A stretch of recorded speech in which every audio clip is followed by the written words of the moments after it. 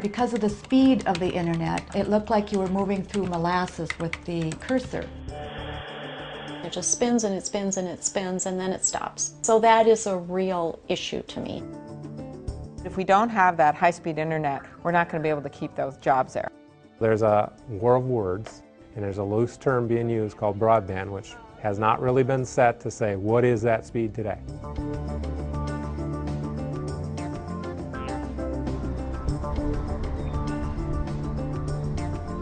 In sparsely populated areas, like western Minnesota, delivering services can be a problem.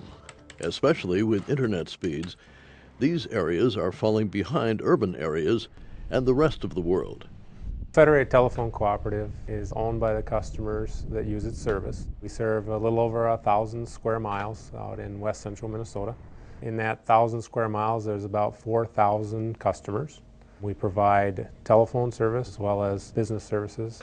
We provide internet services, which is all over our fiber to the home network. We have deployed a complete fiber to the home network to all members of the cooperative at this point, and in that 1,000 square miles. But in those areas out next to us that border our territory, served by these multi-state companies, they had not built these areas because they were least economical. They weren't going to provide much return, if any. And that's happening all throughout the country. There are many areas that are not built because economically you have a tough time getting a return. Well, if there's no return, or the return is 10 years out, that doesn't help your stock price. So you're going to build the areas that do first. And now those areas, right now, we get a lot of complaints from areas that say, hey, we're not being provided service by our provider. Will you please come serve us? Take, for instance, Jean Menden, a silversmith whose slow internet speeds are affecting her business. I make sterling silver jewelry. I sell it at the art shows in the general area and in South Dakota. And I do a lot of custom work for people. People want their family heirlooms turned into something different or personalized jewelry. I do have a website, but it's a mystery to me how to get people to look at it.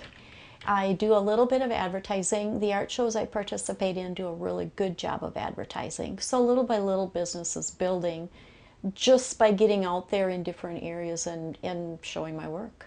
Jean's success in setting up a website can be credited to a local initiative to provide education for internet use for businesses. However, her skills mean nothing when her own connection at home prevents her from building her business. Well, there is the problem. Over the years since the original dial-up service, it has improved. But it is still, according to what my children tell me, moderately slow. But it has been, for the most part, sort of reliable. But the biggest problem is loading things. When you're loading something, it just spins and it spins and it spins and then it stops. And then you can watch a video for maybe 6 seconds and then it stops and it spins and it spins and it spins. So that is a real issue to me. Jean says that video sites like YouTube play an important role in the potential to get more training and promote her work. Definitely. YouTube videos for techniques, online learning, and online promoting what I do, I think would be a real valuable tool. When you live where we live, online learning is a really important thing. And I would love to have some classes from silversmiths out west, and there are some. And they're live, where they're interactive and live, but I don't have the connection to be able to do that. I don't know how you could ever take an online college class here. I don't think you could. Even communicating just through YouTube videos with family across the world. All of those things keep people connected. And in order for the younger people to want to stay in the community they grew up in, all those connections are really important. Among the most recent innovations in high-speed internet is fiber optic cable, usually referred to as fiber. I also manage another company called Farmers Mutual Telephone Cooperative, which serves about 350 square miles in Lacaparo County. And they provide traditional telephone services as well as internet services, and they have also built to it about 1,000 members in that territory, fiber to the premise, so they can get very high-speed internet services too, or broadband services. We were the first cooperative in the nation that we're aware of that built its entire area fiber to the premise. Having a fiber to the premise network is a great step for western Minnesota, especially for businesses. Many companies now need a broadband connection of multiple megabits up and down load speeds because they're required either by corporate headquarters that are outside of the area, franchise type situations, or John Deere's of the world, GM products. They require them to get their service manuals online, their new information about the products they're able to sell have to be online. They have to submit reports online. Many of the farmers, which is a lot of what we have is agricultural farming here, need to be online for their markets, need to be online for their farming operations that do things via satellite and the internet to track their crops and track their yields. And so the connection to the internet has been something that's been required or forced upon businesses.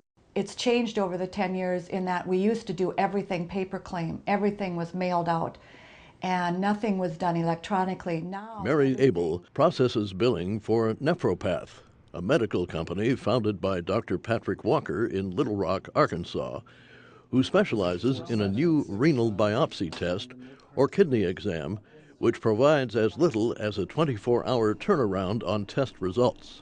So he did this and started a private practice in Little Rock, Arkansas, and at the time he started, he was not wanting to do billing. So he contacted me wondering if I was interested because I had a background in insurance. So I started in 2001 working out of my home 3 days a week, and that worked out really well until we grew. Working out of her home, Mary's dial-up connection at the time wasn't able to keep up with the demands of the job. And back then, how it was supposed to work was that they had a software program in Little Rock. I had a software program for the accounting. But because of the speed of the internet, it looked like you were moving through molasses with the cursor. Over the years, Mary's work with Nephropath has expanded their business from one person working from her home to a staff of 8 full-time employees. The company processes renal biopsy claims from 46 states and relies heavily on their connection with the offices in Little Rock. They've done more and more promotion for renal biopsies and renal pathologists, and so we have new doctors coming in, and as they add more doctors, they will be adding more businesses, and that means we'll have more claims. Most people are downsizing. We're trying to figure out how can we get more people in here. And again, without internet improving and getting faster, we would be at a standstill. Internet providers also vary in the type of high-speed internet they offer. Fiber connection, DSL Ethernet, satellite, and wireless are all options provided by different companies. What I can tell you is today, a wireless provider to provide you a broadband connection like they're talking about, which is a cellular type provision of broadband from the towers, is not going to provide you anything greater than 4 meg at the max. Netflix tells you you want a 5 meg connection. Wait a minute, if wireless only goes up to 4, who's watching Netflix on that? Well, on your small little screen, it'll work, you don't need that. But if you're going to watch it on a big screen, it simply won't have enough capacity to provide you a good picture. A 4 megabyte connection will provide you with a download speed to do basic activity, but is shadowed by the 10 megabytes download and upload speeds of fiber. This is clearly my opinion, is that the word broadband in the public, they understand they want broadband, and they want it to be available to them. So if somebody says, we'll get it broadband to you, they jump on board and they call people and say, we'll let them do it, we want it. The general public doesn't understand the broad use of the word broadband and what you really get for what you're paying. While rural users often complain about download speeds, upload speeds also pose a problem. Let's say you want a 2 meg pipe, you're going to get 2 meg to you, and you're going to bid about 400K up away from you. Oh, wow. If you want the same going away from you, they're going to double or triple your price. It's hard to break through that mentality. They're giving us 12 meg. Cable companies advertise that all the time. 12 meg, 7 meg, 10 meg. That's what they're getting to you. So it's really hard to make people understand there's a difference in technology, And that provider's technology, you need to understand what it is before you talk to us about what you really need and what you're willing to pay. Because the cost of internet is a problem, some free solutions are now available. The Computer Commuter, a mobile computer lab, has been used in one rural county for the past year. The Computer Commuter has had around 130 different users, though some are still wary of the service. Then I just moved it there and then I clicked. Mary Quick operates the service and gives users the chance to ask questions. Do you know who those people are in there then? Are they her family? The Computer Commuter is a mobile computer lab that offers for free access to computers, to the internet, and to buy help. And what we do, or our goal, is to travel to the 6 communities here in Lacaparra County. And each city has provided the electrical hookup and the internet hookup. And I sit there for 4 hours, and for free, residents can come on board, use our laptops, and I'm there to help them. The TDF Foundation, who first was on board with providing us money, we're their top computer lab in the nation. They had done one rural computer lab and they were looking to do another. We called them and said we'd be interested, and they said, well, what we'd like you to do is pick a spot and we'll put a lab in your county. We'll pay for the site, we'll buy the computers, we'll pay for a portion of the trainer's salary. And then the brainstorming began. And before an hour was up, somebody said, well, why don't we do a computer lab that's like a bookmobile? And everybody kind of looked around and went, well, maybe we can. So we kind of pulled together some ideas and tried to get some ideas how much it would cost, because you just don't have any idea at all. And then we called the TDF Foundation because we didn't want to fill out the application if they were going to say, no, that's not for us. We called them and they said, well, you fill out the app. That's definitely something we think we'd consider. We filled out the application, sent it in on a Thursday morning, and Friday at noon I got a call from the director, and he said, what a great idea. We can't promise you anything. We meet next week. The full board has to decide, but he said, what a unique idea. Let's give it a shot. And they approved it. And from there, everything just kept moving forward. When you make a new blog post, you can have it automatically update both. The Computer Commuter also offers classes for basic computer use. We do have community ed classes that offer basic computer classes, which are wonderful, but if you don't know how to move the mouse around, if you don't have those basic skills, you're going to be lost in a basic computer class. So that's what we're addressing. So you can open up a new tab. Well, I think sometimes the biggest concerns are sometimes hidden a little bit. You know, there's like the concerns that people say, you know, like, well, where do I click to do this? And those are sort of the easy ones to figure out. The big ones seem to be, how will I look? Will I look silly if I do this? Will I do this incorrectly? We're trying to bridge the gap of those who have computer skills and those who don't, and so that's our goal, is to address that shortage. We'll just Google, how do I connect Facebook page to Twitter?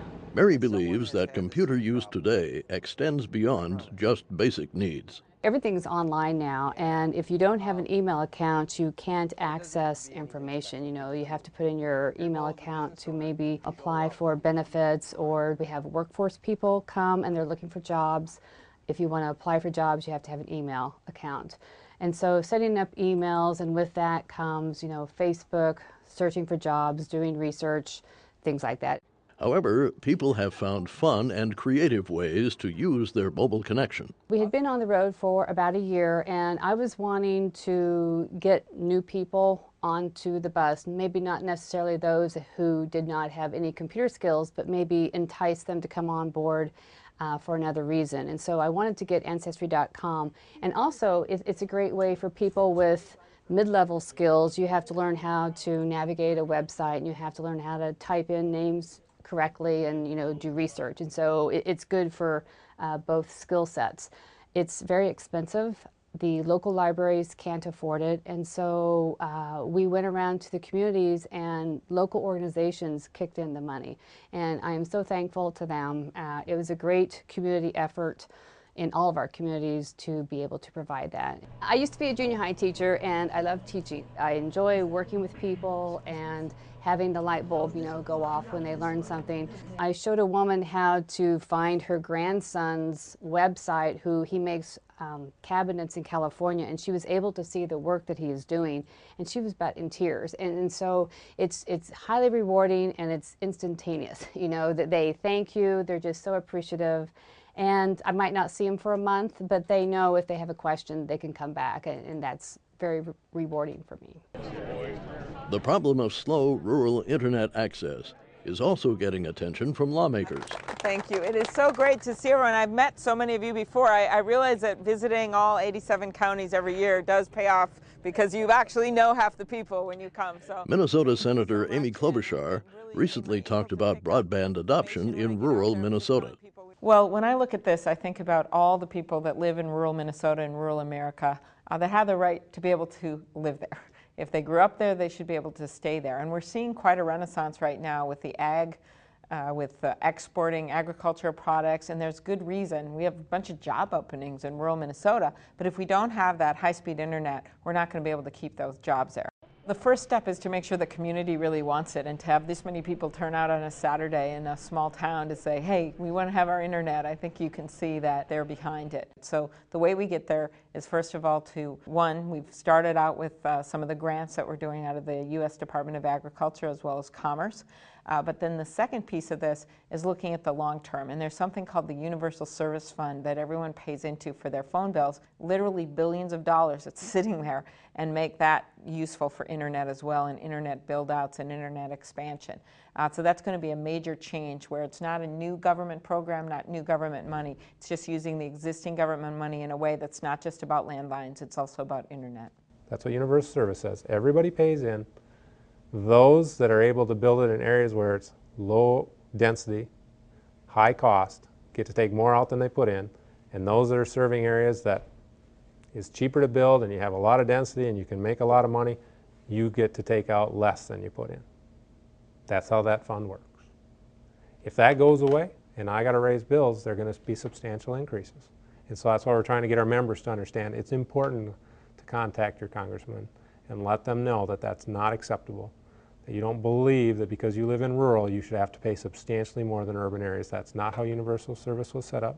We use adult basic education. We use their curriculum. You know, Amy Klobuchar has been very broadband supportive for as long as I've been looking at broadband. Scan things. She had someone actually make use of Skype. I think she understood that there is interest and concern about the broadband status in the rural areas, and it's not just organizations like myself that are concerned about it, but the people are concerned about it as well. Type in what I want up there. And so the idea of this commuter computer bus is a very interesting way to train people in remote rural areas, as we call it, extreme rural, where they have, you know, an hour between towns, and they're able to go and train some of the people. They get those skills.